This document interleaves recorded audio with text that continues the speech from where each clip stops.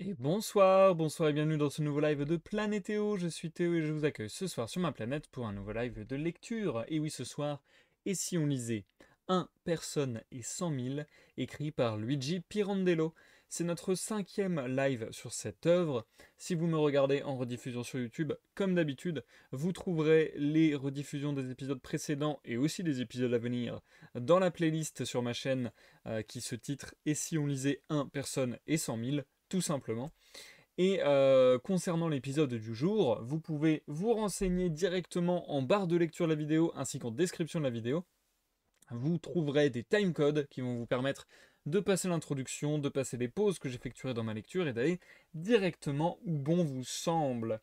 Voilou. Pour l'heure, je suis en live, donc je commence par accueillir les personnes qui sont là au live. Bonsoir Zikael So Famous. Comment tu vas? Ça fait longtemps qu'on ne s'est pas croisé. Écoute, moi ça va plutôt bien, c'est gentil de demander. Et merci, merci pour le 49e mois consécutif d'abonnement. En vrai, c'est dingo. J'arrive pas à me figurer la chose. C'est dingo. Merci beaucoup, Zikael, c'est très gentil. C'est très très gentil. Ça me fait marrer en plus de voir ton badge des 4 ans là. Le badge rouge, je le vois pas souvent du coup. Il est beau, il est beau. Bref, merci beaucoup Zika de ton soutien, c'est incroyable. C'est incroyable. Plus de 4 ans, putain, mais c'est une dinguerie en vrai.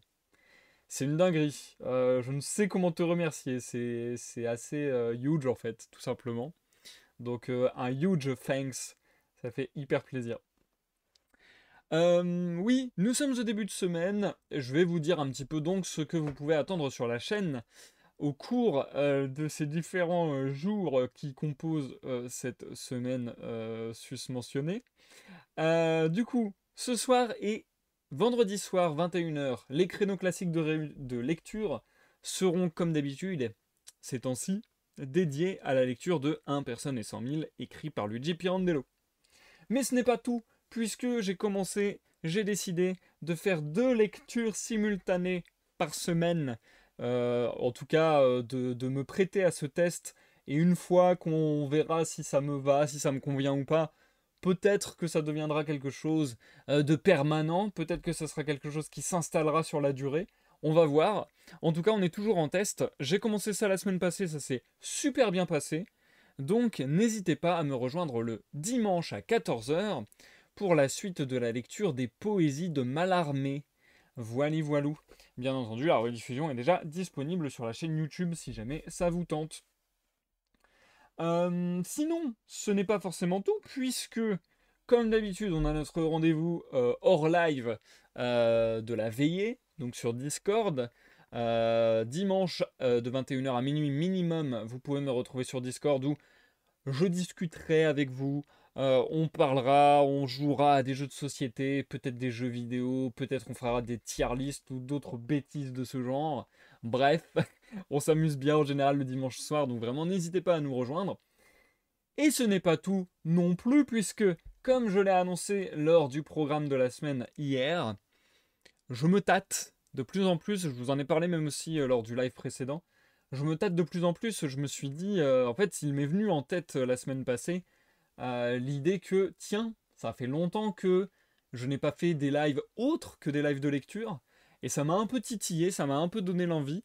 Je me suis demandé si ça m'intéresserait de faire ça de nouveau. Alors on commencerait peut-être avec quelque chose d'un peu simple, d'un peu facile à mettre en place, à savoir un live de gaming. Je vous ai annoncé que il y aurait peut-être un live de gaming cette semaine. Je vous annonce pas de date toutefois. Comme ça, je me laisse une certaine latitude, une certaine liberté. Je me mets pas de pression. Si vraiment je me sens pas ou si vraiment je trouve pas le temps, c'est pas grave. Je vous aurais rien promis entre guillemets. Et si par contre je trouve le temps, la motivation, que je me sens de le faire, etc., eh bien ce sera avec un grand plaisir que je vous pingerai de partout sur Facebook, Twitter, Discord.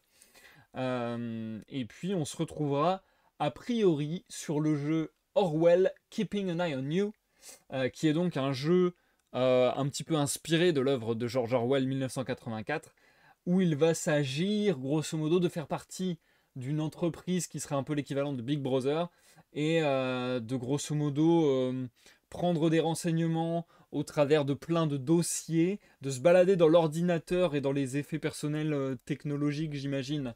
Donc téléphone, etc. Si j'ai bien compris, parce que j'ai essayé de pas trop me spoiler non plus, d'une personne, et de décider, bon déjà d'essayer de comprendre ce qui se passe, et de décider quels éléments seront des éléments pertinents pour l'enquête qu'on est en train de mener, et savoir quels éléments on va soumettre à notre hiérarchie ou non, grosso modo. Si j'ai bien compris, c'est à ça que se résume le jeu. La durée de vie du jeu est assez courte en plus, je crois que c'est un truc genre 5 heures, donc je me dis c'est pas mal, c'est un peu atypique, c'est un peu relié à la littérature, c'est plutôt court, donc il y a moyen de faire ça en un ou deux lives, je pense. Donc je me suis dit que c'était plutôt un programme agréable pour reprendre éventuellement des lives autres que les lives de lecture. Voilà. Voilà, comme ça vous avez euh, tout le processus, tout le cheminement mental qui m'a amené à cette possible décision. Voilà, moi sur ce, dans l'ombre, je continue à corriger mon prochain livre. Je peux vous dire d'ailleurs que aujourd'hui ou hier, je sais plus exactement quand, mais ces derniers jours, j'ai dépassé la correction des 100 pages. Donc voilà, grosso modo, en tout et pour tout, je crois que le livre fait entre 170 et 190 pages, je sais plus exactement. Donc voilà, je suis arrivé à une bonne grosse moitié, ce qui me fait assez plaisir. J'ai réussi à mettre un petit coup de collier et à en faire un peu plus ces jours-ci. J'espère continuer sur ce rythme-là. Franchement, je vous avais entretenu un petit peu la semaine passée du fait que j'essayais de me réorganiser encore une fois, mais voilà, c'est des ajustements que je fais au fur et à mesure des années. Et que j'avais peut-être trouvé des nouvelles méthodes pour m'organiser un peu mieux, tout ça, tout ça. Alors peut-être que les effets sont juste les effets de l'excitation d'avoir tenté quelque chose de nouveau, mais peut-être que ça va marcher sur la longueur et c'est tout ce que je me souhaite. En tout cas, pour le moment, je dois bien avouer que c'est plutôt efficace et que j'ai l'impression de faire plus de choses, de pouvoir varier un peu les plaisirs dans ma journée et d'avancer quand même concrètement sur différents projets. Donc voilà, j'en dis pas plus, mais je travaille sur ça. Et puis j'ai aussi d'autres idées en tête pour d'autres projets. Faut que je recontacte quelqu'un avec qui je travaille sur un projet en binôme. Enfin, il y a des tas de choses qui se mettent en place dans l'ombre. J'essaie de reprendre ma vie en main. Non mais en vrai, ouais, j'essaie un petit peu de m'amener plus loin, on va dire. Donc en ce moment, c'est un peu le parcours. Et peut-être que je vous partagerai ça plus en profondeur au fur et à mesure des lives, ou peut-être qu'on fera un live introspectif, j'avais pensé à faire ça aussi, comme j'avais fait à l'époque les In My Head, des lives un petit peu où je vous raconte comment je prévois les choses, comment j'organise les choses, comment je vois mes projets, ma life et ainsi de suite. Ouais, je sais pas, en ce moment je suis un peu dans un renouveau, et ça fait du bien, et ça fait plaisir. Bien sur ce, je vous invite à vous installer, chers viewers, à prendre à manger, à boire, à vaquer à vos occupations en toute quiétude tandis que vous m'écoutez, et bien sûr, je l'espère, à passer un agréable moment en ma compagnie. Santé à tous et à toutes. Et ce soir, nous lirons donc l'intégralité du livre 5. On va essayer de faire assez rapide sur les pauses, étant donné qu'il n'y a pas non plus un nombre de pages ahurissant à lire. Pour le moment, je continue à faire la cadence de un livre par session. Je pense que peut-être lors des dernières sessions, je ferai la lecture de 2 livres pour faire un live hyper costaud pour terminer. Parce que là, si je dis pas de bêtises, ça nous ferait livre 5, livre 6, livre 7, livre 8. Et il y a 8 livres. Donc, a priori, on peut terminer la lecture la semaine prochaine. Ce qui fait qu'ensuite, on pourrait pivoter sur la prochaine lecture qui serait vraisemblablement les contes nocturnes d'Hoffmann. Donc ça peut être grave intéressant. J'ai aussi commencé à prévoir un peu les lectures que je ferai encore après, par rapport au sondage que j'avais fait sur Discord récemment, par rapport à des lectures qui attendent depuis longtemps ici, par rapport à d'autres idées et d'autres suggestions que j'ai eues de plusieurs personnes dans des discussions privées en fait qui n'avaient pas forcément à voir avec les lives mais qui m'ont donné des idées. Donc c'est vrai que par exemple je me dis que je vous lirai peut-être le banquet de Platon parce que je me dis que a priori c'est peut-être un texte philosophique par lequel il est relativement facile d'entrer dans de la philosophie. Donc voilà, il y a des tas de choses qui s'ouvrent, des tas de possibilités. Je vous tiendrai au courant quand j'en saurai plus. Mais comme ça, vous êtes à peu près déjà sur le coup. Allez, j'entame tout de suite la lecture. Ce soir, ce sera 3 parties relativement courtes, comme je le disais. J'arrive pas à faire des découpes autrement sur cette œuvre de Luigi Pirandello. Mais bon, je préfère faire des lives de qualité, même s'ils sont courts, que je considère un peu plus qualitatifs, et puis pas bourrés sur 2-3 heures de lecture, où du coup, je lirai forcément moins bien à force de m'érailler la voix sur le texte, quoi. Qu'est-ce que j'allais vous dire? Oui, j'ai super hâte de voir la suite, étant donné que pour le moment, je suis beaucoup, beaucoup entré dans cette lecture, et que là, on est à un point un peu pivot, puisque la fois dernière, on a enfin vu un accès de folie du narrateur. Donc j'ai extrêmement hâte de voir quelles vont être éventuellement les, les conséquences, les découlés de ça. J'ai super hâte de voir ça. Est-ce qu'il va y en avoir d'ailleurs? Ou est-ce qu'il va re-avoir un accès de folie? Ou que sais-je? Bref, je suis impatient. On est parti. Changement de setup. Et je te souhaite une bonne écoute, Zikael. Bonne écoute à tous ceux dans l'ombre du chat et à ceux qui me regarderaient en rediffusion sur YouTube. Je vous dis à dans quelques minutes pour la première pause. Allez, c'est y part. Livre 5. Chapitre 1. La queue entre les jambes.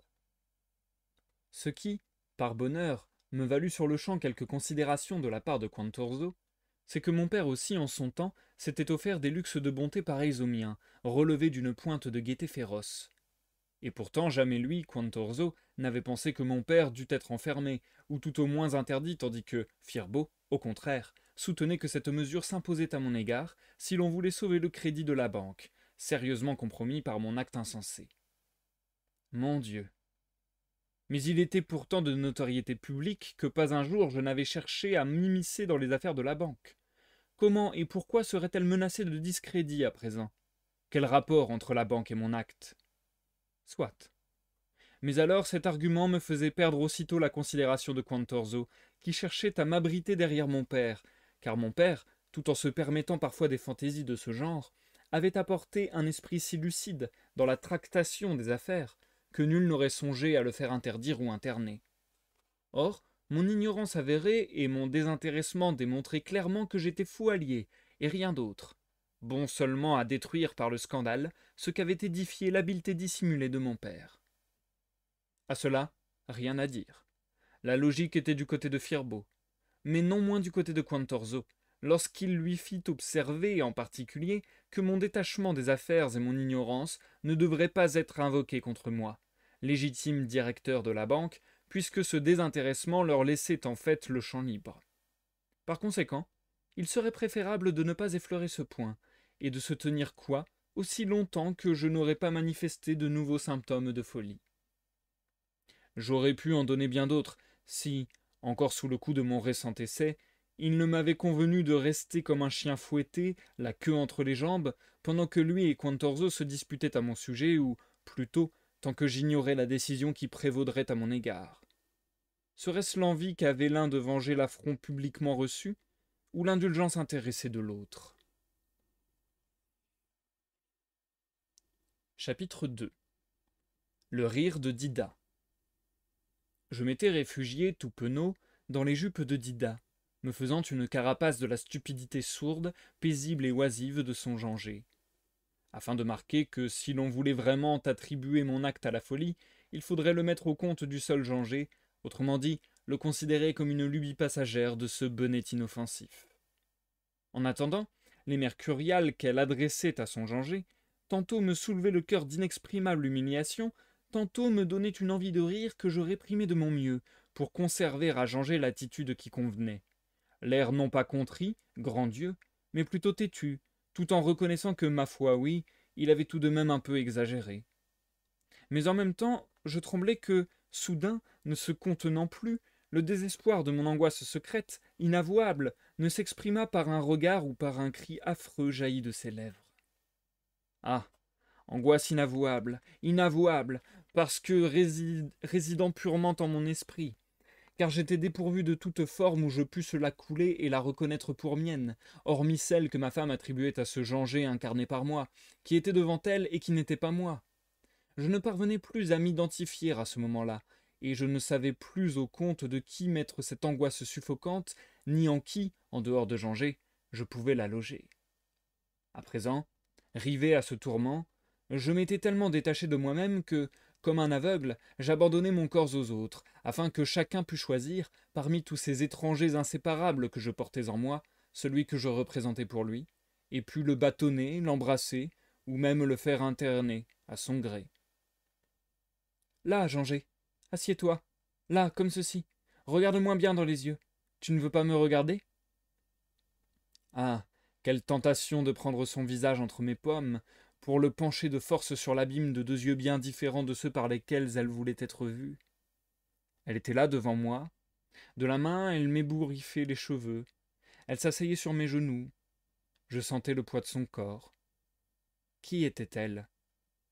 Elle ne doutait pas que je ne susse qui elle était, et moi, j'avais horreur de ses yeux qui me regardaient rieurs et pleins de sécurité, horreur de ses mains fraîches qui m'effleuraient, sûr que j'étais telle que me voyaient ses yeux, horreur de son corps qui pesait sur mes genoux, confiant, plein d'abandon.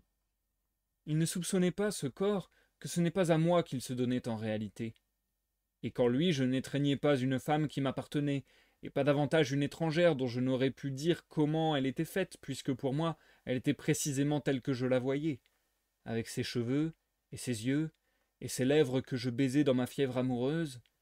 Elle me rendait mon baiser avec une ardeur très différente de la mienne, et infiniment lointaine, car, entre nous, tout différait, tout, le sexe, la nature, l'apparence et le sens des choses, les affections et les pensées, les souvenirs et les goûts, et jusqu'au contact de ma joue rude sur sa peau délicate. Nous étions deux étrangers, serrés ainsi, horreur, étrangers non seulement l'un pour l'autre, mais chacun à soi-même, dans ce corps que l'autre enlaçait. Vous n'avez jamais ressenti ce sentiment affreux, car votre univers s'est toujours concentré dans la femme aimée. À aucun moment vous n'avez soupçonné de son côté, à aucun moment vous n'avez soupçonné que de son côté, elle étreignait en vous son univers à elle, différent, impénétrable. Mais il suffirait, pour prendre conscience de cette horreur, que vous pensiez un moment à une niaiserie quelconque, une couleur, une saveur, un jugement, que sais-je, que vous aimez et qu'elle n'aime pas. Vous songerez alors, et non plus superficiellement, à la diversité des goûts, des sensations, des opinions. Vous vous apercevrez que ses yeux ne voient pas en vous, ni à votre façon, les choses telles que vous les voyez, que le monde, la vie, la réalité telle qu'elle existe pour vous, n'existe pas pour elle qui voit et touche une réalité différente, enclose en ces mêmes choses, en vous-même et en elle. Mais il lui serait impossible de vous la décrire, puisque pour elle sa réalité seule compte, et elle n'imagine pas qu'elle puisse vous sembler différente. Il m'en coûta beaucoup de dissimuler ma rancune en voyant qu'au fond, malgré ses efforts pour composer son visage, Dida riait de la farce brutale que son Jean-Gé s'était permise. Il n'avait pas réfléchi, le benêt, que tout le monde ne croirait pas, comme elle, à une simple plaisanterie. Mais voyons, sont-ce là des coups à faire? L'expulsion sous la pluie, et tu y assistes en provoquant l'indignation générale, grand sot. Pour un peu on t'aurait lapidé. Elle disait cela en détournant la tête, pour me cacher le rire que provoquait la vue de ma rancœur. Elle la prenait bien entendu pour du dépit, rien de plus, ressenti par son Jean-Gé tel qu'elle le voyait à ce moment, et tel qu'elle l'imaginait pendant l'expulsion au milieu de l'indignation générale, le dépit comique de son grand sot, à cause de la farce ratée et mal interprétée.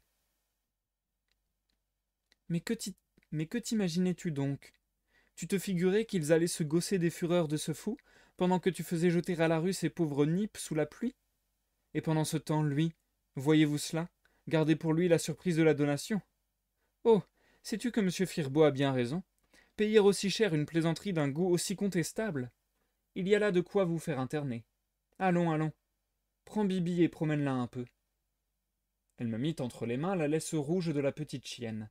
Avec cette facilité qu'ont les femmes à se pencher, elle ajusta la muselière au museau de Bibi sans lui faire mal, et je restai là à la regarder, comme privé de sens. Que fais-tu? Tu ne pars pas? Je pars. La porte refermée derrière moi, je m'appuyai au mur du palier avec l'envie de m'asseoir sur la première marche, pour ne jamais plus me relever.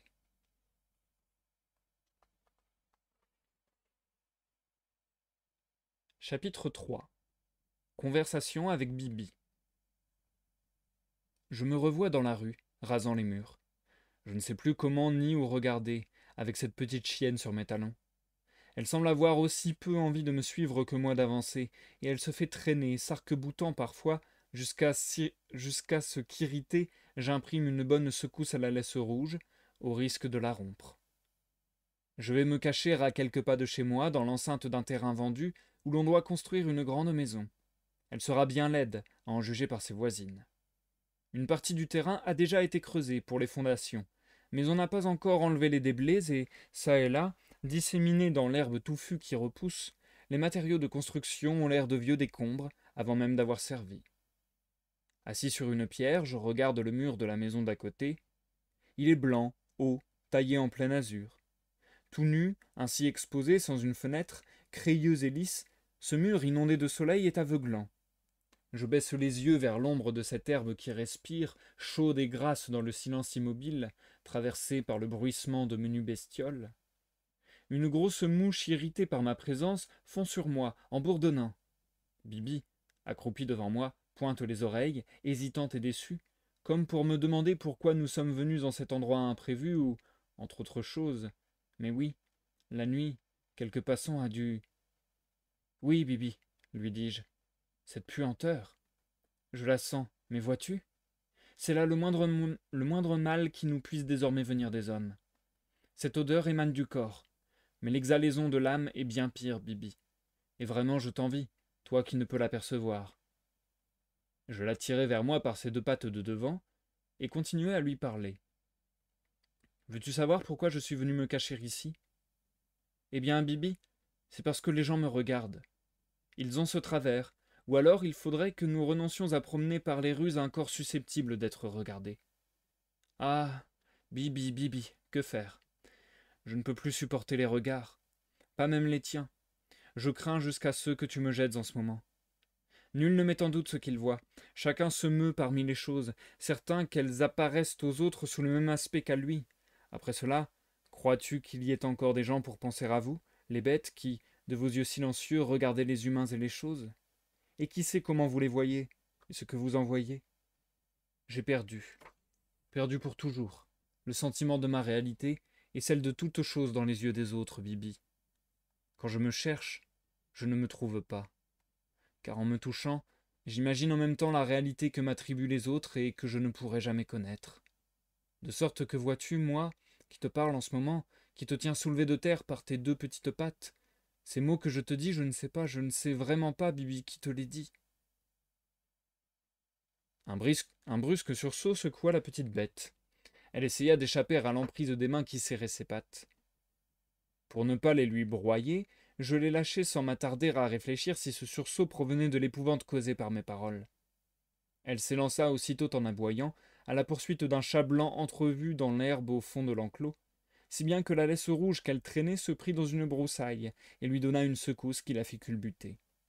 Elle se leva, grognant de rage, mais demeura là, plantée sur ses quatre pattes, ne sachant plus à quoi employer sa colère interrompue. Elle regarda de tous côtés. Le chat n'y était plus. Elle éternua. Je ris, d'abord de sa culbute et enfin de la voir rester dans cette attitude. D'un signe de tête, je la rappelai. Elle accourut, toute légère, dansant presque sur ses frêles pattes. Arrivée devant moi, elle s'appuya contre mon genou, comme pour continuer à écouter le discours inachevé, qu'elle approuvait, sans doute. Parbleu! Tout en lui parlant, je lui avais gratté la tête derrière l'oreille. Non, non, Bibi, fis-je, fermons plutôt les yeux. Et je pris sa tête entre les mains, mais la petite bête se secoua pour se libérer et je la lâchai. Peu après, étendue à mes pieds, le museau allongé sur les deux pattes de devant, je l'entendis pousser un grand soupir, comme accablé sous le poids de la fatigue et de l'ennui qui pèsent lourdement, même sur la vie d'une belle petite chienne choyée.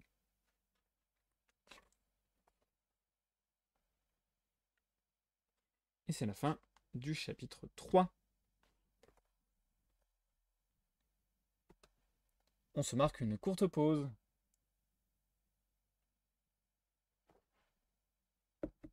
Ok, donc là,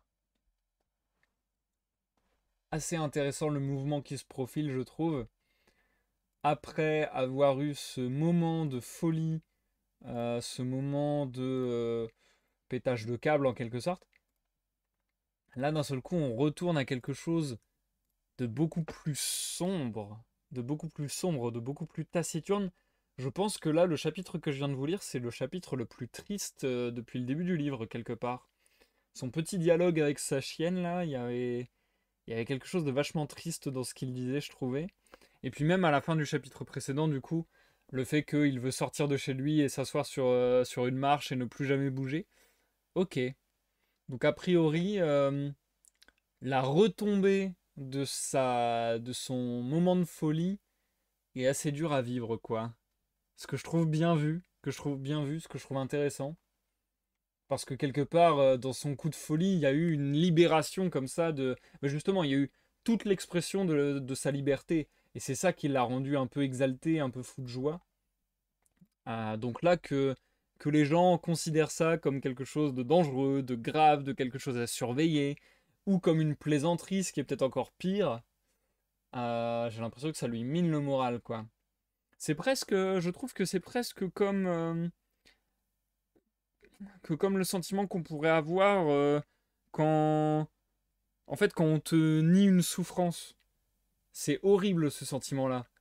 Tu sais, quand tu dis que t'as mal ou que tu souffres de quelque chose et qu'on te dit oh mais non, arrête, t'en fais des tonnes, quoi. Je pense qu'il y a un peu un truc de cet ordre-là. Et ouais, je comprends complètement le sentiment de désarroi que ça peut emporter, ce genre de retour. Je me demande maintenant, du coup, à quel point on va plonger dans le désarroi. Est-ce que c'est une phase?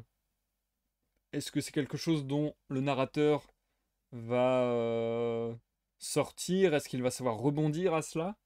Ou est-ce que vraiment maintenant on est parti jusqu'à la fin du bouquin vers une descente vers le désespoir ou l'enfer ou je sais pas, dites ça comme vous voulez. Euh, je suis très curieux, très curieux. Et comme la lecture de ce soir, je vous l'avais dit, sera relativement courte, je pense que je vais me remettre assez rapidement à lire. Je reprends mon souffle de 3 secondes, mais je pense que je vais y aller assez rapidement. Faut que je reprenne le réflexe de changer les titres de live à chaque pause. Hop, du coup là on va lire le chapitre 4.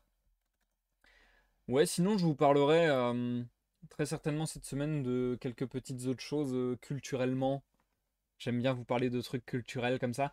Là je vais vite fait faire une aparté sur le fait que je suis en train du coup de continuer à lire le troisième tome qui s'appelle La huitième fille, je crois, des Annales du Disque Monde de Terry Pratchett. Et là il me semble qu'il me reste une quarantaine de pages à lire, quelque chose comme ça. Donc, a priori, vendredi, je l'aurai terminé et je pense que je vous en dirai un mot vite fait en introduction de live. Euh, je suis très perplexe sur ce tome-là. Autant Terry Pratchett, vous l'avez peut-être vu dans les lives précédents, ça m'avait exalté au plus haut point sur le tome 2 notamment. Autant le tome 3, je ne sais, j'ai du mal à me positionner. Donc, je vais attendre d'arriver au bout et une fois que je serai arrivé au bout, je vous ferai un retour un peu plus détaillé. Ça m'a l'air sympathique, ça m'a l'air intéressant, mais assez déconcertant, quoi. Enfin, je dis ça, il me reste 40 pages à lire, donc j'ai déjà un peu mon avis formé, mais j'entrerai un peu plus j'entrerai un peu plus dans le détail à ce moment-là. Bref, pour l'heure, replongeons-nous dans la lecture. Hop, je vais vous lire encore une fois une dizaine de pages, donc ça va aller encore une fois assez vite. Et on se retrouve donc dans quelques minutes pour la dernière pause de ce soir. Je pense que le live il va faire à peine 1 heure en fait, mais bon, ce n'est pas bien grave, ce n'est pas ce qui importe. Hop. Bonne écoute à tous, que vous me regardiez en live sur Twitch ou en rediffusion sur YouTube. A tout à l'heure.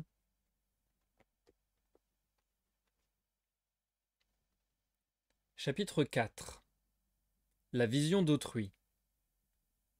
Pourquoi lorsqu'on songe à se tuer, s'imagine-t-on mort, non plus pour soi, mais pour les autres? À cette question, mon tourment affleura de nouveau à la surface de mes pensées, comme un cadavre de noyé gonflé et livide. Ma méditation dans l'enclos avait duré plus d'1 heure. Je me demandais si le moment n'était pas venu d'en finir avec la vie, non pas tant pour me libérer de mon obsession, que pour faire une belle surprise à beaucoup de gens qui m'enviaient, et aussi pour donner une preuve de cette imbécilité que beaucoup d'autres m'attribuaient. J'imaginais les diverses images, allant de la consternation à la stupeur, que ma mort violente ferait surgir dans l'esprit de ma femme, de Quantorzo, de Firbo et de mes connaissances. Je cherchais une réponse à ma question, et le vertige me gagnait à devoir reconnaître que mes yeux ne possédaient pas de vision personnelle, me permettant de définir comment, sans l'aide de la vision d'autrui, m'apparaissait mon propre corps et toutes les choses. Par conséquent, mes yeux, en soi, ne sauraient ce qu'ils voyaient, privés du secours d'une vision étrangère. Un souvenir lointain me donna le frisson.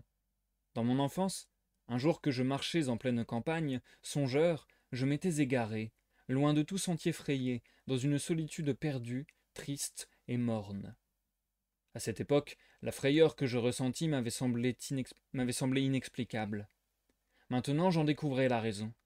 C'était l'effroi de ce qui aurait pu, brusquement, se révéler à moi-même, hors de la vue des autres.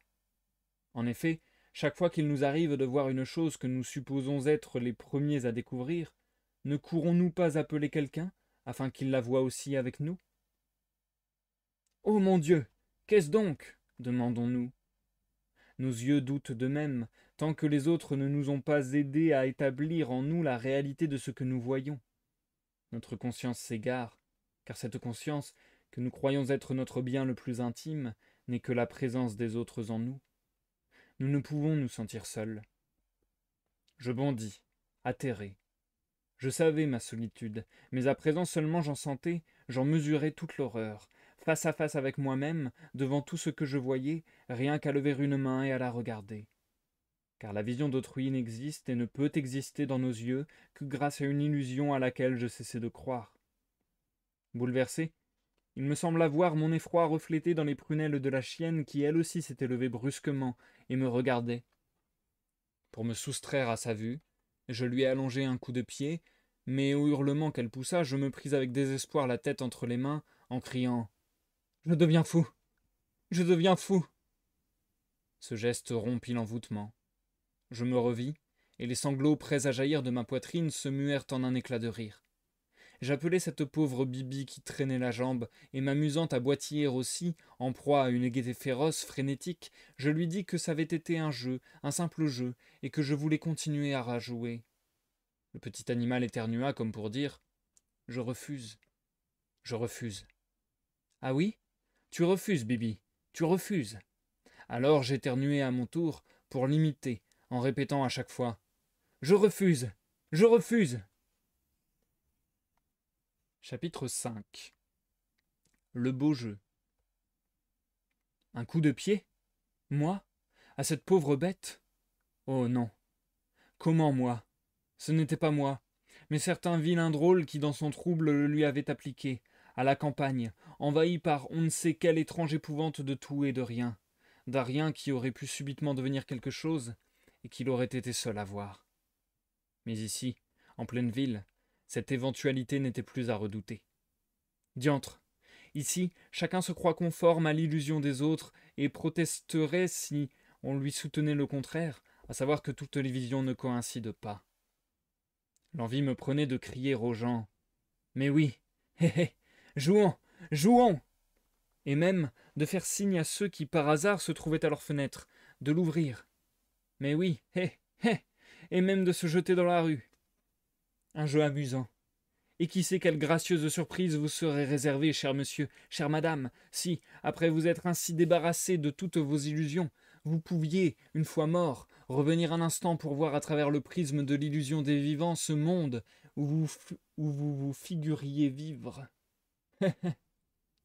Par malheur, c'est en qualité de vivant, parmi les autres vivants, que j'assistais à ce jeu, sans pouvoir toutefois en pénétrer les règles. L'impossibilité de le connaître, tout en sachant qu'il existait là, dans les yeux de tous, exaspérait jusqu'à la fureur ma gaieté vessanique. Ce coup de pied que je venais d'allonger à un pauvre animal, parce qu'il me regardait, j'étais tenté, Dieu me pardonne, de le donner à toute l'humanité. Chapitre 6. Multiplication et soustraction. Rentré chez moi, j'y trouvai Quantorzo en sérieuse conversation avec ma femme Dida. Qu'ils étaient confortablement installés, pleins d'assurance, tous deux dans le petit salon éclairé par le demi-jour. L'un gros et brun, enfoui dans les profondeurs du divan vert, l'autre blanche et menue, avec sa robe à volants tout en pointe, et vue de trois quarts sur le fauteuil voisin, un trait de soleil lui dorant la nuque. Ils parlaient certainement de moi, car en me voyant entrer, ils s'écrièrent ensemble « Ah, le voilà !»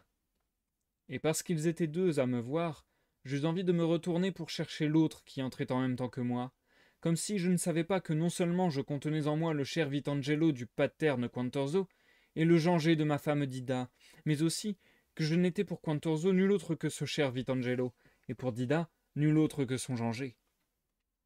Par conséquent, deux individus distincts, non à leurs yeux mais aux miens, pour eux je ne savais un plus un, mais à mon sens, ceci ne constituait pas un plus, mais un moins, étant donné qu'à leurs yeux, moi en tant que moi, je n'étais personne.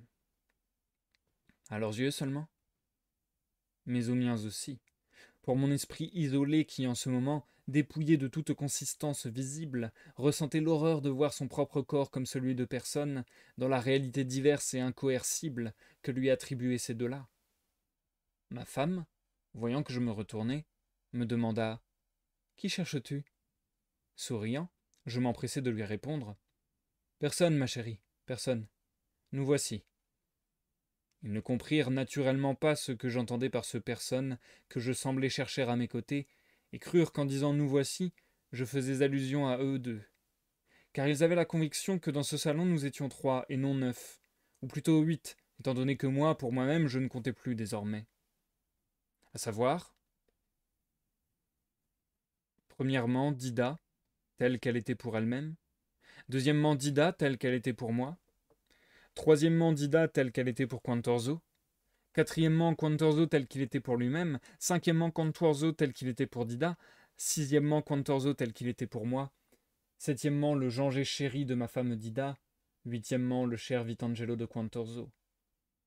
Dans ce salon, entre ces 8 qui se croyaient 3, une belle conversation allait s'engager.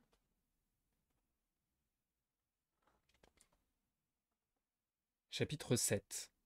Mais en attendant, je me disais ô mon Dieu, à se voir regarder par mes yeux qui ne savent pas ce qu'ils voient, ne perdront-ils pas tout d'un coup leur belle assurance? Arrêtons-nous pour regarder d'une certaine façon quelqu'un dans l'accomplissement de l'acte le plus simple, le plus ordinaire. Il en viendra à se demander si ce qu'il fait nous apparaît clairement, et lui apparaît clairement à lui-même. Pris de frayeur, son assurance s'ébranle aussitôt. Rien de plus troublant et déconcertant que deux yeux qui affectent de ne pas nous voir et de ne pas voir ce que nous voyons. Pourquoi me regardes-tu ainsi? Et personne ne songe que chacun de nous devrait toujours avoir ce regard qu'emplit l'effroi de sa propre solitude sans issue. Et c'est la fin du chapitre 7. De nouveau, on se marque une courte pause, vraiment toute minuscule pause. Et bonsoir les couteaux portes, bienvenue sur le live, j'espère que tu vas bien. Je suis à fond dedans. C'est très spécial quand même, hein, cette lecture, on va pas se mytho, mais j'aime beaucoup la tournure que ça prend. Parce que là, ça devient un peu chelou, quoi. Ça devient un peu perturbant. On se dit, oulala, mais il va vraiment pas bien le narrateur là. Déjà, bon, des pensées suicidaires, etc., c'est déjà une première chose.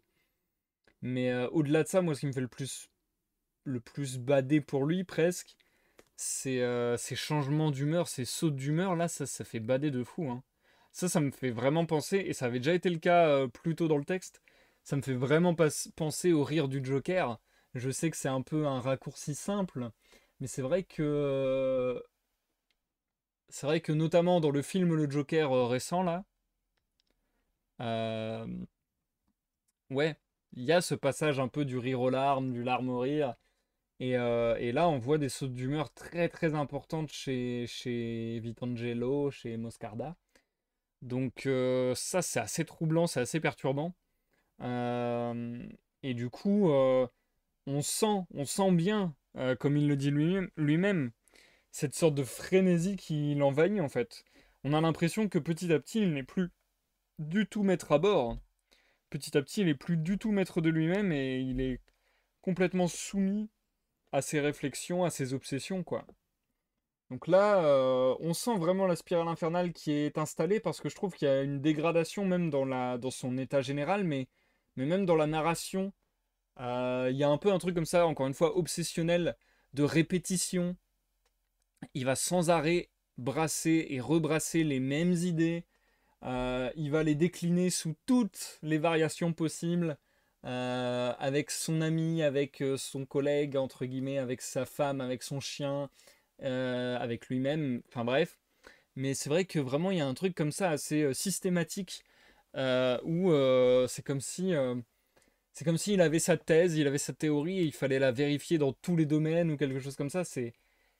On sent qu'il est pris là d'une douce folie ou d'une folie douce, comme on dirait. Euh, on sent qu'il commence à partir en cacahuète, quoi. Ou en tout cas, du moins, on sent qu'il va pas bien du tout. En fait, on peut le voir comme ça aussi. On peut le voir comme ça aussi. On sent qu'il va pas bien du tout et que là, il est en train de sombrer petit à petit dans une sorte de dépression ou quelque chose de cet ordre-là, je pense. Je pense qu'on pourrait le qualifier de cette manière. Donc du coup, c'est très perturbant, quoi. Déjà le fait qu'il, bah voilà, aussi le fait qu'il donne un coup de pied à son animal et que derrière il s'en veut, mais qu'à la fois c'est pas si clair que ça non plus. Enfin, comment dire, il a l'air de s'en vouloir et à la fois il l'a fait quand même et à la fois il pète un peu un câble à ce moment-là. Donc je sais pas, c'est pas très très. Il y a quelque chose de beaucoup plus glauque, je trouve, dans l'état qui est en train de l'habiter petit à petit, et quelque chose de beaucoup plus taciturne. Autant depuis le début de l'œuvre, je trouve qu'il a l'air très sympathique, très gentil, etc. Ou en tout cas, qu'on est capable d'empathie pour lui. Autant là, je trouve qu'il commence à développer presque une petite antipathie, ou en tout cas, une chose qui est difficile quand on va pas bien dans la vie, je trouve, c'est que malheureusement, il y a souvent un mouvement antipathique qui s'accompagne de ça. Et c'est peut-être au moment où on aurait le plus besoin d'aide que on a le plus de mal à se faire apprécier des autres et à se faire comprendre des autres et ainsi de suite. Donc là, c'est vrai qu'il y a un peu un truc comme ça de... euh, je vais pas dire de repoussoir non plus, parce que voilà, le personnage n'est pas ignoble et on n'est pas dégoûté complètement de cette personne et ainsi de suite. C'est vrai qu'il y a un petit mouvement de recul où on se dit, oula, là, t'es en train de vriller dans des choses vraiment plus sombres, vraiment plus difficiles, et c'est difficile de t'y suivre, quoi. C'est pour ça aussi, hein, de toute manière, c'est de l'inquiétude des gens qui l'aiment. Le fait que Quantorzo et Dida se réunissent pour parler de son cas, c'est clairement ça, hein, c'est de l'inquiétude de la part de son entourage, etc. Et puis là, la manière qu'il a eu de résumer la chose sur le fait de se retrouver tous ensemble et de dire que ils sont neufs, il y a encore quelque chose de très frénétique là-dedans, je trouve. C'est-à-dire qu'il est en train de corroborer sa thèse, il est en train de dire, encore une fois, de se répéter compulsivement presque, mais vous vous rendez compte, il y a le Quantorzo pour Dida, le Quantorzo pour moi, le Quantorzo pour lui-même, et ainsi de suite, et ainsi de suite. Et le seul qui l'omet, il donne pas 9 versions, le seul qui l'omet, ce serait la version de lui pour lui-même. Parce que voilà, maintenant il est parti du principe et il l'a dit déjà plusieurs fois que il ne sait plus qui il est pour lui-même, quoi. Je sais pas si ça pourrait. Alors, c'est des termes qu'on emploie de plus en plus souvent. Je pense que parfois ils sont aussi employés à mauvais escient dans le sens, je pense que parfois ils ne sont pas dits. Comment dire? Que parfois on confond ce qu'ils veulent dire avec des choses qui en seraient proches. Donc du coup, je ne sais pas du tout si le terme que je vais employer est le bon, Mais c'est vrai que là, comme ça, j'aurais tendance à me dire aussi que peut-être qu'on pourrait, avec ces sortes de crises existentielles et ces sortes de vertiges, ouais, ces sortes de prises de conscience vertigineuses comme ça du narrateur, est-ce que ça serait pas assez proche du phénomène qu'on appelle en psychologie, je crois, le phénomène de dépersonnalisation? Alors là, vraiment, je mets des énormes pincettes parce que je ne sais pas exactement les termes techniques, ce qu'ils définissent et dans quel champ d'expertise exactement. Mais est-ce qu'il n'y aurait pas quelque chose de cet ordre-là ici? Je trouve ça très intéressant. Et j'ai hâte de voir la suite encore une fois. En même temps, je me sens mal parce que j'ai peur. Enfin, ouais, quelque part, j'ai peur pour le narrateur. Je me dis, je suis triste pour lui, quoi. J'ai pas envie d'assister à sa déchéance. J'ai pas envie qu'il aille mal, ce monsieur, quoi. Ouais. J'attends qu'on voit. Ça me questionne. Ça m'intéresse beaucoup, mais c'est vrai que ça peut être un peu difficile la suite, je pense. Bien, sur ce, je vous propose une dernière fois de repartir pour une lecture ce soir. Cette fois-ci, je vais vous lire un tout petit peu plus de pages. Je vais mettre un tout petit peu plus de temps à vous revenir dans le chat. Et je vous souhaite une bonne écoute, que vous soyez sur Twitch ou sur YouTube. A tout à l'heure pour l'outro. Chapitre 8. Le point sensible. En effet, à peine mes yeux eurent-ils croisé les siens, que Quantorzo perdit contenance. Il se troubla en parlant, et sa main levée esquissait un geste involontaire, comme pour dire non, attends. Mais je ne tardai pas à découvrir le malentendu. Son désarroi ne provenait pas de ce que mon regard ébranlait sa confiance en lui-même, mais de ce qu'il croyait y lire que je devinais la raison secrète de sa visite. Il s'agissait de me lier les mains, d'accord avec Firbeau, sous prétexte que je n'avais plus qualité pour remplir mes fonctions de directeur de la banque, du moment que je m'arrogeais le droit d'accomplir des actions imprévues et arbitraires dont ni lui ni Firbeau ne pourraient assumer la responsabilité. Ayant acquis cette certitude, je me proposai de le déconcerter, non plus avec brusquerie, ainsi que je l'avais fait la fois précédente, en parlant et en gesticulant comme un possédé devant Firbeau et lui, mais au contraire, pour le plaisir de le voir battre en retraite, après qu'il était venu armé de résolutions bien arrêtées.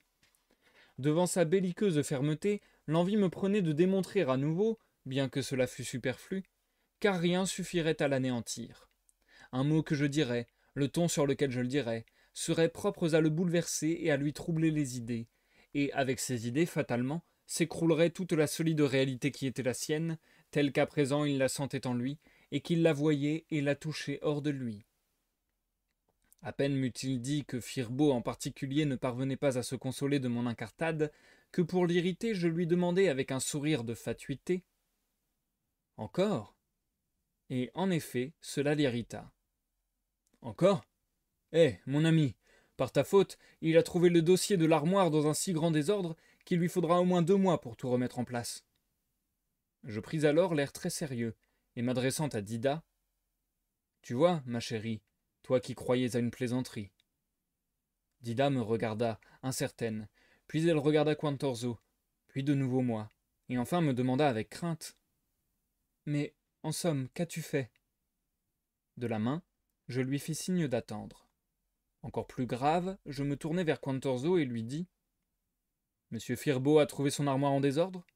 Et pourquoi ne te demandes-tu pas ce que j'y ai trouvé, moi? Il s'agita sur le divan, battit des paupières une vingtaine de fois, comme pour s'arracher instinctivement à la stupeur provoquée moins par mes paroles que par leur ton.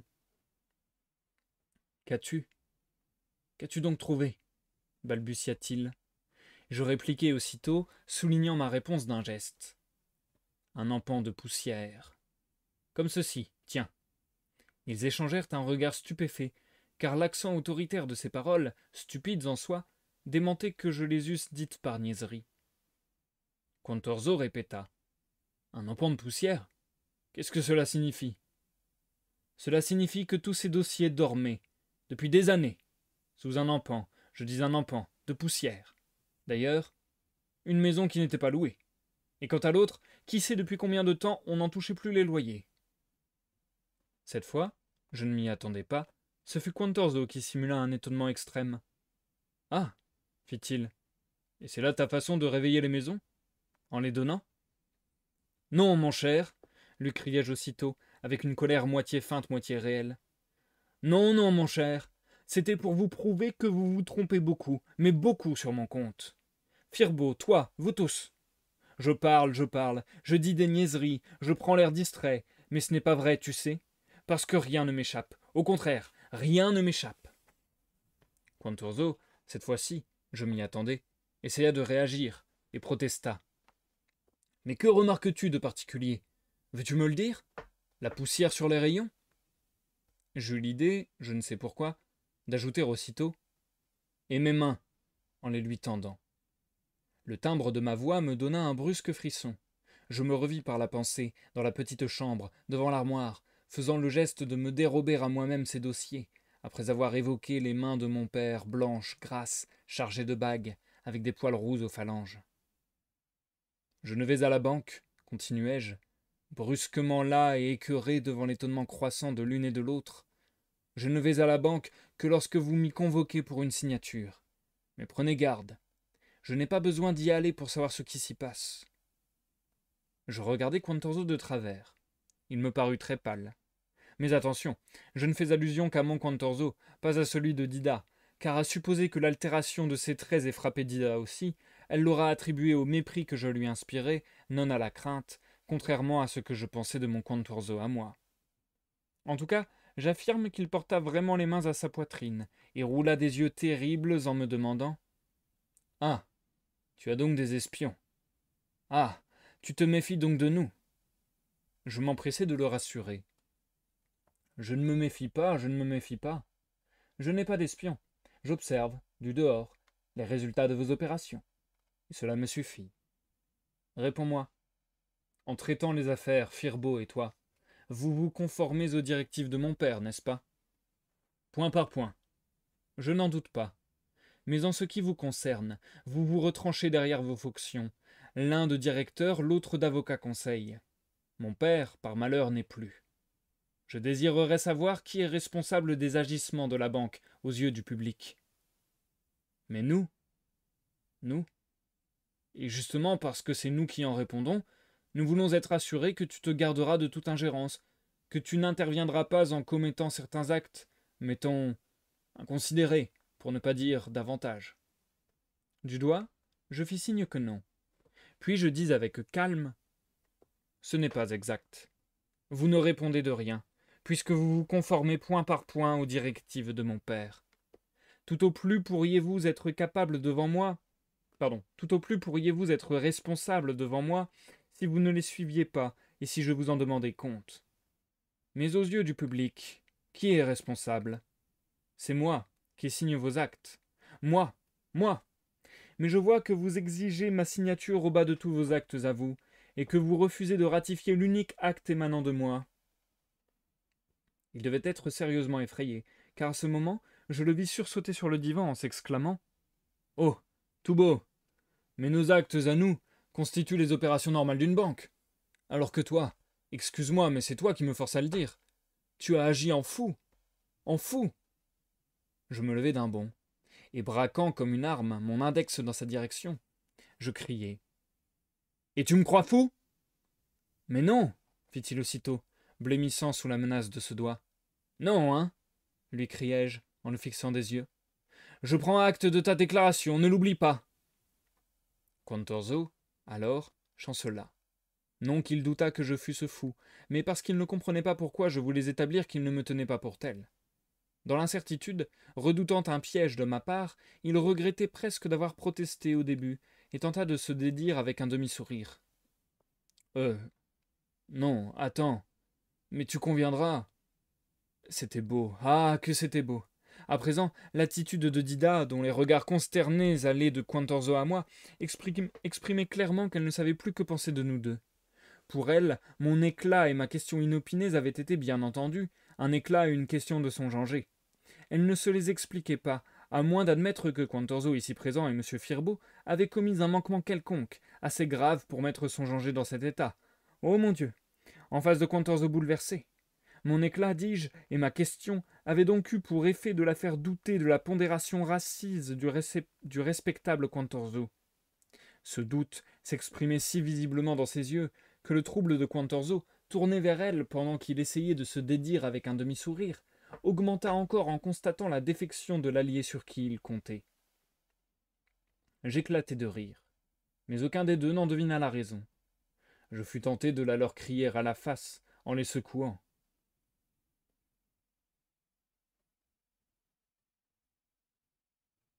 Voyez-vous?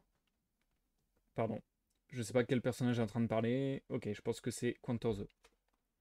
Voyez-vous, voyez-vous, comment pouvez-vous avoir cette belle assurance quand d'une minute à l'autre, la moindre impression suffit à vous faire douter de vous-mêmes et d'autrui? Laissons cela, tranchai-je, avec un geste de dédain, pour lui signifier que son appréciation sur moi, sur mon état mental, n'avait plus, du moins pour le moment, la moindre importance. Réponds-moi. J'ai vu, à la banque, de grandes et de petites balances. Vous vous en servez pour peser les objets mis en gage, n'est-ce pas? Mais toi, dis-moi un peu, toi, as-tu jamais pesé, sur la balance de ta conscience, avec les poids qu'elles ont pour autrui, ce que tu appelles les opérations normales de la banque? À cette question, Quantorzo lança un nouveau regard circulaire, comme s'il sentait d'autres encore que moi s'acharner perfidement après lui. Comment? Sur ma conscience? Tu penses qu'elle n'a rien à y voir? Ripostai-je du tac au tac. Je le sais, parbleu. Tu crois peut-être que la mienne non plus n'est pas en cause, parce que je voulais abandonner depuis tant d'années à la banque, avec le reste de mon patrimoine, pour être administré selon les directives de mon père? Mais la banque, essaya d'objecter Quantorzo. Ma colère se raviva. La banque. La banque. Toi, tu ne vois que la banque, mais au dehors, c'est moi que flétrit l'épithète d'usurier. À cette sortie inattendue, Quantorzo bondit comme si j'avais proféré le plus terrible blasphème, ou la plus formidable bêtise, et faisant mine de prendre la fuite. Oh, grand Dieu, fit-il, tout en revenant sur ses pas, la tête entre les mains, regardant ma femme comme pour lui dire. Mais entendez-vous ces enfantillages, et moi qui supposais qu'il avait quelque argument important à faire valoir? Il me saisit par le bras, peut-être pour me tirer de l'état d'hébétement où m'avait jeté sa mimique furieuse, et il me cria. Et c'est là ce qui te préoccupe? Voyons, voyons! Et pour prendre sa revanche, il me désignait à ma femme pâmée de rire. Elle riait, ah, comme elle riait, sans doute à cause de mes paroles, mais peut-être aussi de leur effet sur Quantorzo, et de la stupeur où j'étais tombé. Illustration évidente pour elle de l'imbécilité notoire et charmante de son Janger. Mais soudain ce rire me blessa à un degré que je n'aurais pas cru possible, étant donné la disposition d'esprit avec laquelle j'avais abordé cette discussion, un peu volontairement, un peu par entraînement. Je me sentais atteint, au fond de moi, en un point sensible que je n'aurais su ni définir ni situer, puisqu'il m'apparaissait évident que mon moi véritable, moi en tant que moi, n'était pas là, et que seul se trouvait présent le Janger de l'une et le cher Vitangelo de l'autre, en qui je ne pouvais pas me sentir. J'étais privé de toute image de moi sous laquelle je pusse me représenter vivant à moi-même, quelqu'un à mes propres yeux, dépouillé de toute image du moi que je me figurais pouvoir être pour autrui. Un point sensible en moi se sentit blessé, si profondément que je vis rouge. « Cesse de rire !» criai-je à ma femme, d'un ton si rude, qu'en me regardant, Dieu sait quelle expression je devais avoir pour elle. Elle se tut, bouleversée. « Et toi, écoute bien ce que je te dis, continuai-je aussitôt tourné vers Quantorzo. J'exige que la banque soit fermée dès ce soir. Fermée? Que dis-tu là? Fermée, fermée, répliquai-je, m'avançant vers lui. J'exige qu'on la ferme. Suis-je le maître, oui ou non? Non, mon cher. Comment le maître? S'insurgea-t-il. Tu n'es pas le seul maître. Et qui encore? Toi, monsieur Firbeau? Mais ton beau-père, et bien d'autres. Pourtant la banque porte mon seul nom. Mais non, celui de ton père qui l'a fondée. Eh bien, je veux qu'on le supprime. Comment le supprimer? Impossible. Oh, voyons, ne suis-je plus le maître de mon nom? Du nom de mon père? Point. Car ce nom fait partie de la raison sociale de la banque. C'est celui de la banque, créé par ton père tout comme toi. Et elle porte son nom du même droit que toi, le même exactement. Ah, c'est ainsi. Parfaitement. Et l'argent? Celui que mon père y a placé, le sien, l'a-t-il légué à la banque ou à moi? À toi, mais engagé dans les opérations de la banque? Et si je ne veux plus? Si je veux le retirer, pour le placer autrement, à ma guise, ne suis-je pas le maître? Mais, ce faisant, tu provoquerais la faillite de la banque. Que m'importe? Je ne veux plus en entendre parler, te dis-je. Mais cela importe aux autres, ne t'en déplaise. Tu ruines leurs intérêts, les tiens, ceux de la banque, de ton beau-père. Du tout. Que les autres fassent ce qu'ils veulent, qu'ils continuent à y laisser leur avoir. Je retire le mien. Tu voudrais donc mettre la banque en liquidation? Ai-je la moindre idée de ces choses-là? Je sais que je veux, comprends-tu? Je veux retirer mon argent. Et voilà. À présent, je me rends bien compte que ces assauts violents, tout en bottes et en ripostes, sont de véritables pugilats, entre deux volontés adverses qui cherchent tour à tour à s'assommer, frappant, parant, ripostant, chacune avec la certitude que le coup asséné doit terrasser l'adversaire, jusqu'à ce que chacune acquiert la preuve, toujours plus évidente, puisée dans la rude résistance qu'on lui oppose, qu'il est inutile d'insister puisque l'autre ne cédera pas. Et le plus comique, en attendant, c'est que les points véritables se lèvent d'instinct, pour souligner avec fureur les propos échangés, ou mieux hurler, jusqu'à la hauteur de la face ennemie, sans pouvoir l'atteindre.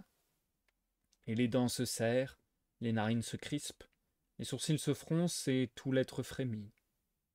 Ces trois je veux, je veux, déchargés à bout portant sur Quantorzo, brisèrent sa résistance.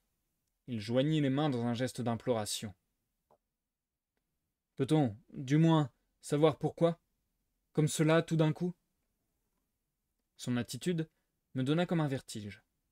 Je réfléchis qu'il me serait impossible en ce moment de lui expliquer, à lui et à ma femme, suspendus à mes lèvres, l'un suppliant, l'autre anxieuse et terrifiée, les motifs de ma décision obstinée, tellement grave pour tout le monde. Du reste, je ne parvenais plus à démêler moi-même ces motifs, subtils, enchevêtrés, déformés dans le travail de mes longues méditations. Ma colère fébrile m'avait arraché à la terrible fixité de cette lumière fulgurante qui illuminait sinistre les récentes découvertes de mon esprit solitaire. Ténèbres pour les autres qui vivaient aveugles et confiants dans la plénitude de leurs sentiments habituels. Je compris tout de suite que si j'en révélais un seul, si peu que ce fût, je semblerais fou, irrémissiblement fou, à ma femme et à Quantorzo. Si je leur disais, par exemple, que jusqu'à présent, je ne m'étais jamais vu sous l'aspect, pour eux familier, d'un être tranquille et insouciant vivant des bénéfices usuraires de la banque et évitant d'en convenir ouvertement. Je venais à peine de leur en faire l'aveu, et voilà qu'ils le trouvaient d'une ingénuité incroyable, au point de susciter chez l'un cette mimique furieuse et comique, et chez l'autre ce rire inextinguible. Dans ces conditions, comment leur faire comprendre que tout le poids de ma décision reposait précisément sur cette ingénuité presque invraisemblable? N'avais-je donc pas toujours été usurier, toujours, même avant ma naissance? Ne m'étais-je pas déjà vu en pensée sur la grande route de la folie, en marche pour accomplir un acte qui tendait à paraître aux yeux de tous comme incompatible avec ma nature et incohérent, projetant ma volonté hors de moi comme un mouchoir que je tirerais de ma poche? N'avais-je pas déjà reconnu moi-même que monsieur l'usurier Vitangelo Moscarda pouvait bien devenir fou, mais ne pouvait être détruit en aucune façon? Eh bien, mais ceci, précisément, constituait le point sensible blessé en moi, qui troublait ma vue et m'ôtait en ce moment toute compréhension. Usurier. Non. Cet usurier que je n'avais jamais été à mes propres yeux, j'entendais à présent ne plus l'être, même aux yeux d'autrui. Et je ne le serais plus, fût-ce au prix de la ruine de tout ce qui composait ma vie. Enfin, il existait donc en moi un sentiment, suscité par ma volonté, qui me conférait une personnalité consistante et solide comme celle des autres, bien que cette constatation m'inspirât une certaine défiance craintive. Une consistance sourde et impénétrable comme une pierre. Aussi fus-je hors de moi quand ma femme, éclatant de colère, profita de mon trouble subit pour donner à son Genger l'ordre d'en finir une bonne fois avec ce ridicule air de commandement qu'il affectait, et qu'elle s'approcha de moi, en se cachant le visage dans les mains. Je la saisis par les poignets, la secouai, et, la repoussant violemment, je la fis rasseoir de force dans le fauteuil. C'est à toi d'en finir avec ton Genger, qui n'est pas moi, qui n'est pas moi. qui n'est pas moi. Assez de cette marionnette. Je veux ce que je veux, et ma volonté sera faite. Je me tournai vers Quantorzo. Compris? Et, furieux, je sortis du salon.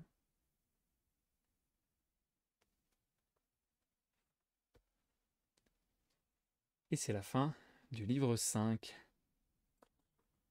Ça sera également la fin du live de ce soir. Nous passons à l'outro.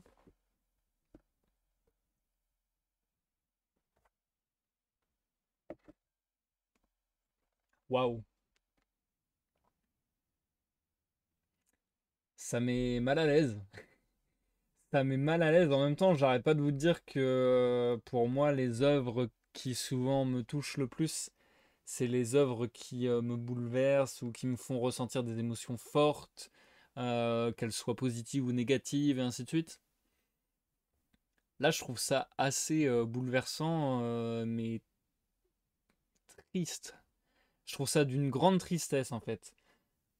À la fois, je pourrais trouver ça révoltant, en cela que, bah quand même, là, en quelques chapitres, il a frappé sa chienne, il a pris par les poignets sa femme, il l'a poussée sur le fauteuil, etc.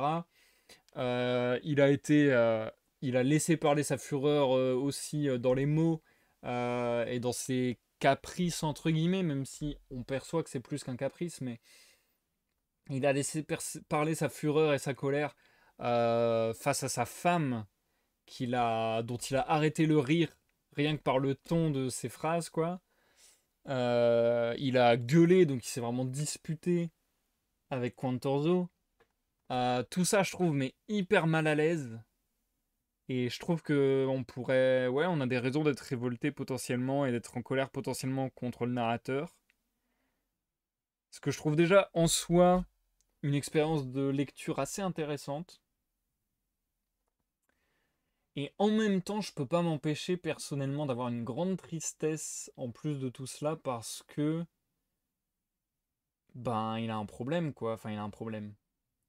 Ça veut tout et rien dire cette phrase, mais c'est pas quelqu'un qui va bien, quoi. C'est pas quelqu'un qui va bien, donc forcément, il y a un côté comme ça de merde, ça craint.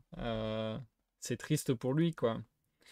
Après, ça lui donne pas le droit d'être violent avec les autres qui l'entourent, ça lui donne pas le droit, voilà, de devenir quelqu'un de peu recommandable et de faire des choses graves et ainsi de suite.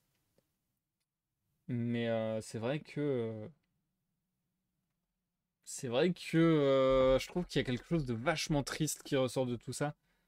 Où on peut se dire, putain, merde, le personnage, en fait, je pense qu'il a tellement euh,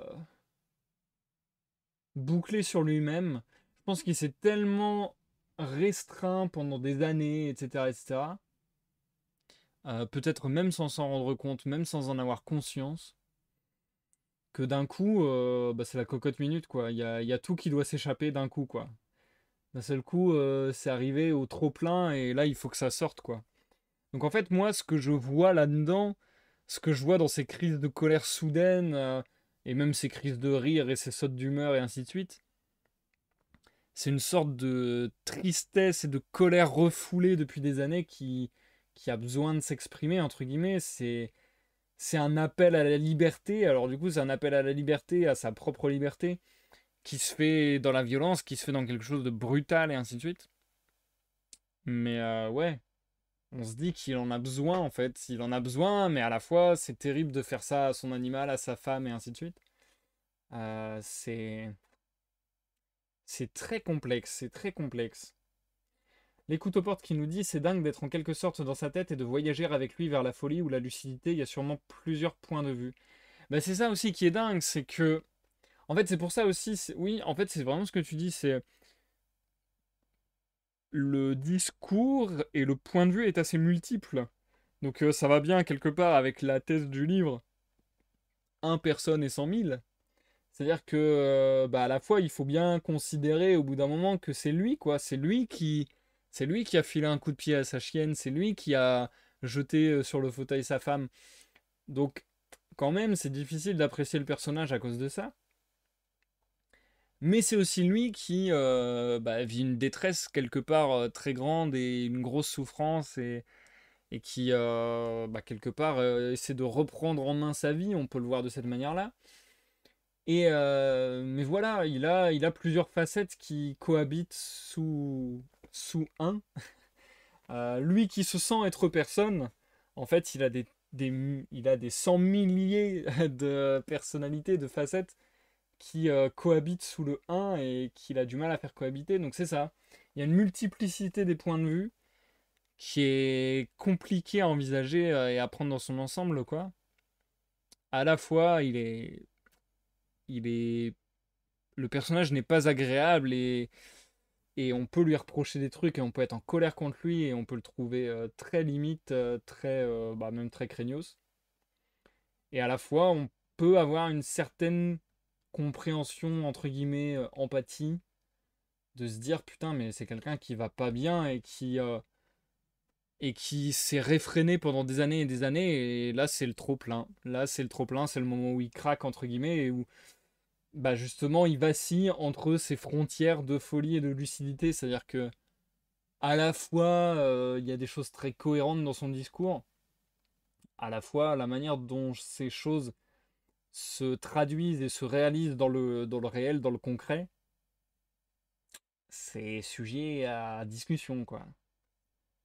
Donc, c'est très particulier. Je suis assez troublé, je vais pas vous mentir, je suis assez troublé. Je m'attendais pas du tout, en fait, à ce qu'il y ait ce genre de choses dans l'œuvre. Je m'attendais pas du tout à ce que l'œuvre prenne ce tournant.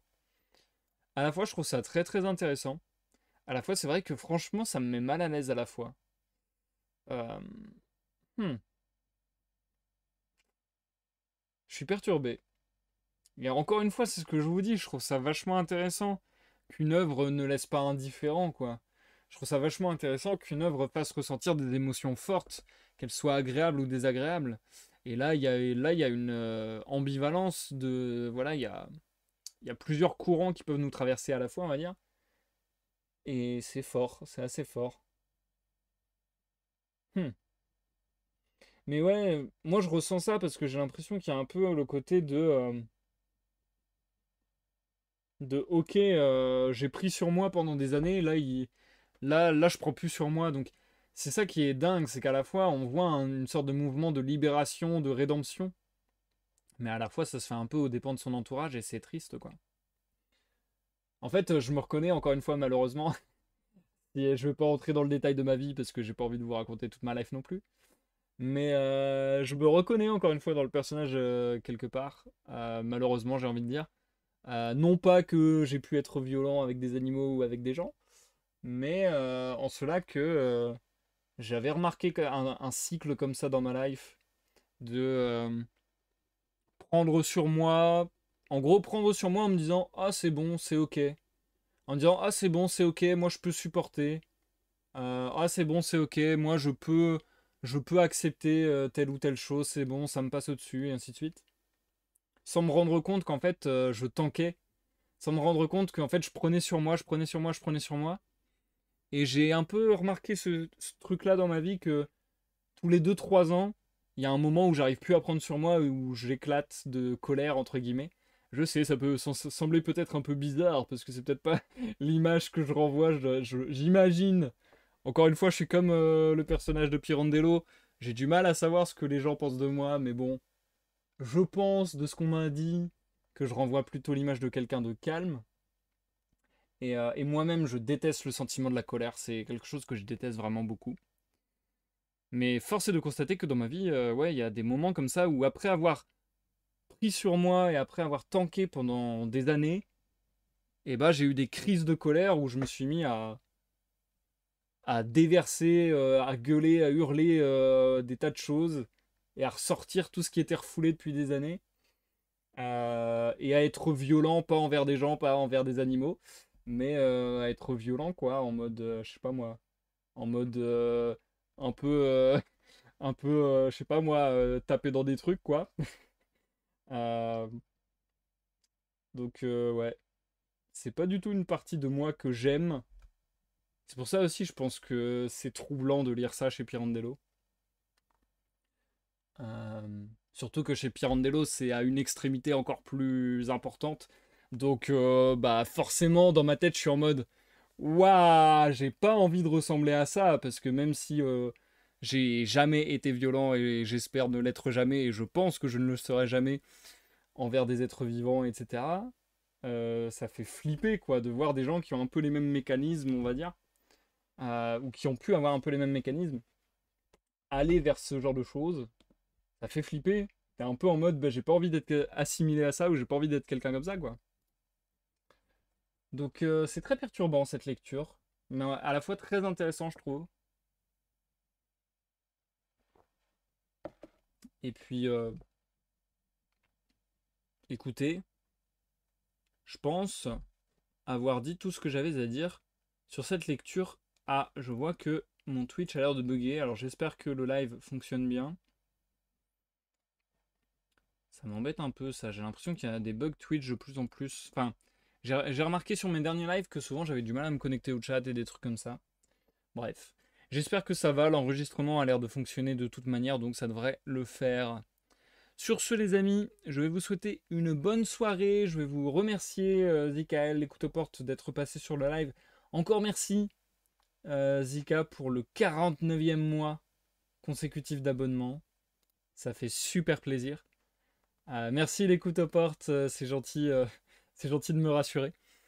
Et sur ce, écoutez, euh, je tiens à préciser quand même, parce que j'ai pas envie d'être assimilé à des choses mauvaises, que, encore une fois, je n'ai jamais fait de mal à autrui, etc. etc. Euh, j'ai jamais été violent envers autrui, etc. etc. Et que cette partie de moi que je n'apprécie pas, c'est une partie que j'essaie de travailler et qui ressort très peu quand même dans ma life. Donc voilà. Euh, je tiens quand même à mettre des petites pincettes sur ce que je viens de dire parce que ça peut sembler chelou, je le consens, je le conçois. Donc voilà. Sur ce, j'ai pas trop envie de raconter ma life en fait, je crois. Des fois, je m'embarque. J'ai cette fâcheuse tendance-là aussi, je le sais très bien, à facilement raconter ma life. Sauf que des fois, je me dis que je devrais peut-être juste fermer ma gueule parce que ça ne me regarde que moi au final. Mais bon, bref, voilà. Ça, ça a trouvé résonance avec le texte, donc du coup, ça m'a interpellé, quoi. Ok, bah je te souhaite une bonne écoute de la rediff, alors l'écoute aux portes. Si vous m'avez suivi sur YouTube, n'hésitez pas à laisser un like ou un dislike selon votre appréciation de la vidéo. N'hésitez pas à laisser un commentaire, à me suivre, à vous abonner, tout ça, tout ça. La suite avec le livre 6, ça sera donc vendredi à 21h pour 1 personne et 100 000 de Luigi Pirandello. Je commence à vraiment appréhender jusqu'à où on va aller du coup dans le côté un peu taciturne, un peu sombre. Ça commence à me faire un peu flipper parce que j'ai pas envie d'un texte qui me mette dans le bad. Genre, ça fait pas très longtemps que je suis sorti du bad absolu. Là, je parle plutôt de dépression pour le coup. Donc, ou de déprime, ça dépend, voilà. Mais du coup, ouais, j'aimerais bien un texte qui me remette pas dans un état de déprime là. Donc je suis curieux, mais à la fois j'appréhende la suite pour le coup maintenant. Bref, sinon, dimanche à 14h, la suite de la lecture des poésies de Mallarmé. Et dans la semaine, je ferai certainement, je pense, un live sur euh, Orwell, Keeping an Eye on You, jeu vidéo inspiré de 1984 de George Orwell. Voilà, voilou, on est bon. Allez, cette fois-ci c'est la bonne soirée, bonne nuit à tous et à toutes. Et des zoubis. Et à la prochaine. Bye bye.